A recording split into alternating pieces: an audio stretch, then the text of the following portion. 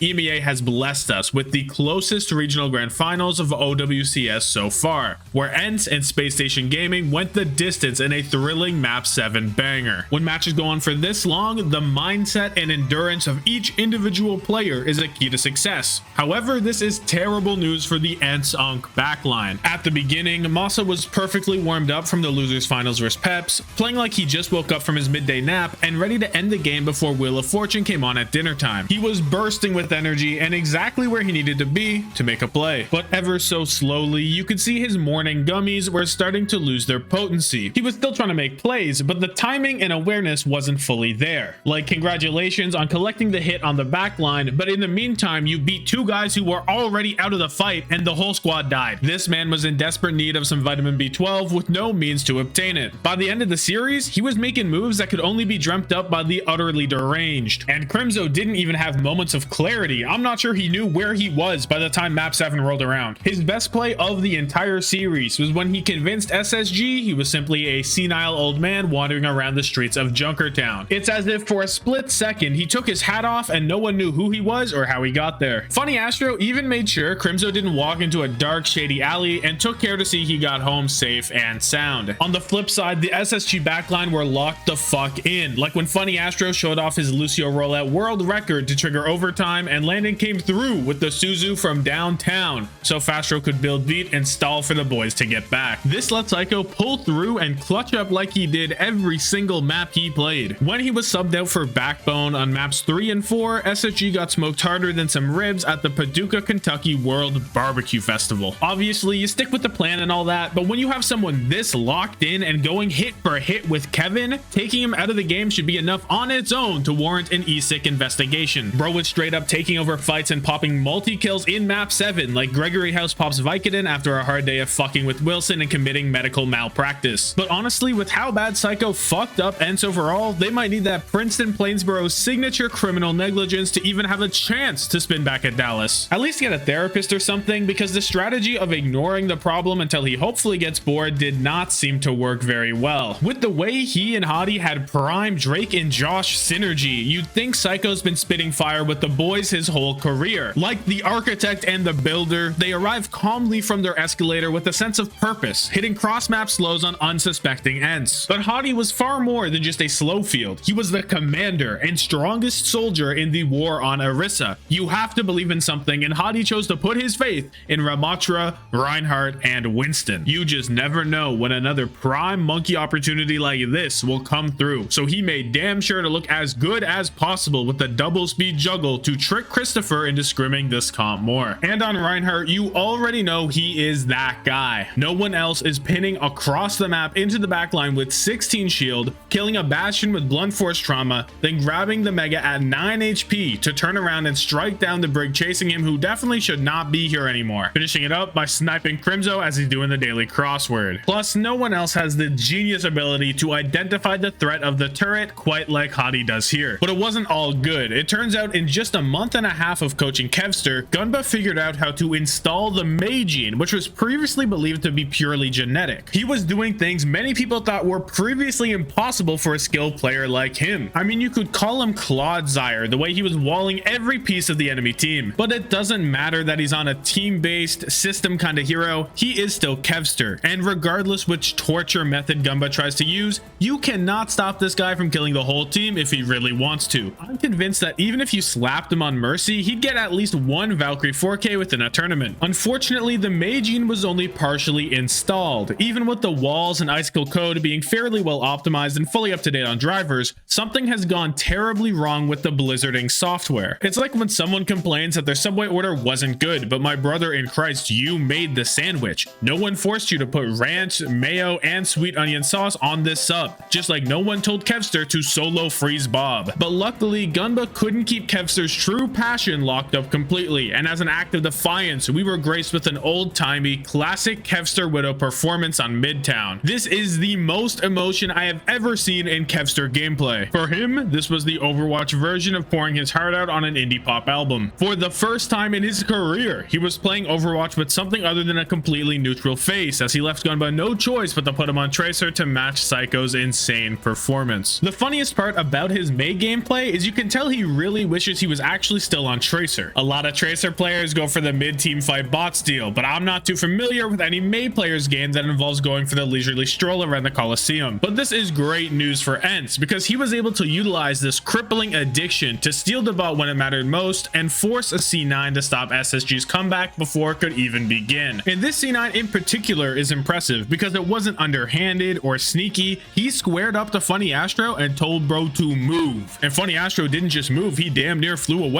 He couldn't get out of there faster if he was riding shotgun with Max Verstappen. It's like he thought his presence alone was enough to make Kevster go away, but buddy, you do not win this aura off. If you want Kevster to fuck off, you gotta be any sort of a threat and not just look at him like he got a little something on his face. It's like he showed up to work but didn't actually turn on his computer or do anything of value, and by the time he realized there were consequences to his actions, it was far too late. I'd like to say this was the only C9 in the series, but we had this nice little play from Vestola to force SSG off the point, and a potentially series losing kind of C9 on the next map. It's weird because Funny Astro marks point, so Kevster leaves, so Funny Astro leaves, and then Vestola pulls up from the dungeons of the New York subway system to hopefully cap, but SSG are on top of this shit and someone manages to touch with 0.01 meters to go. It looks like it's Landon who managed to hop the fence and save SSG's tournament. That kind of stuff wasn't even the weirdest part of the series. When you have two teams like this who compete against each other consistently as the best in the region, you get counter strats and opening fights like this. Ents tried to put all their points into stealth and catch SSG off guard on their super long rotate, except for Kai, who was trying to fight with honor and stood proudly in the middle of the street to start this battle. And you might have noticed that so far I haven't talked about Sparker even a single time, and that's because just like the Twitter voters snubbed him out of being the EMEA Stage 2 superstar, an award so prestigious that it's too good to even be mentioned on Wikipedia,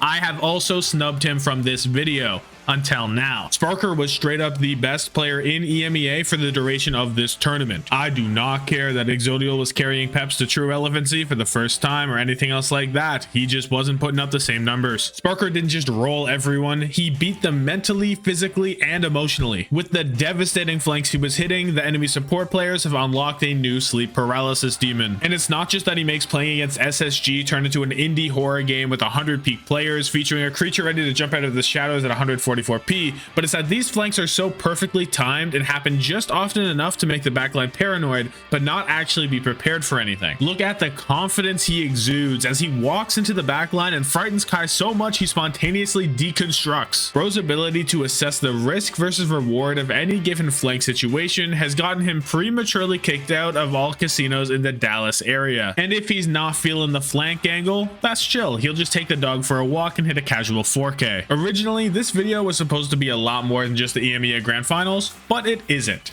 However, I didn't want to scrap this bit that I already had, so fuck it, y'all are getting the stale bread in the back of the pantry. There's another small bit that'll be up for YouTube members only, so if you're interested in that or anything else I'm cooking, you can become a member down below. Anyway, thank you so much for watching, have yourself a good one, deuces.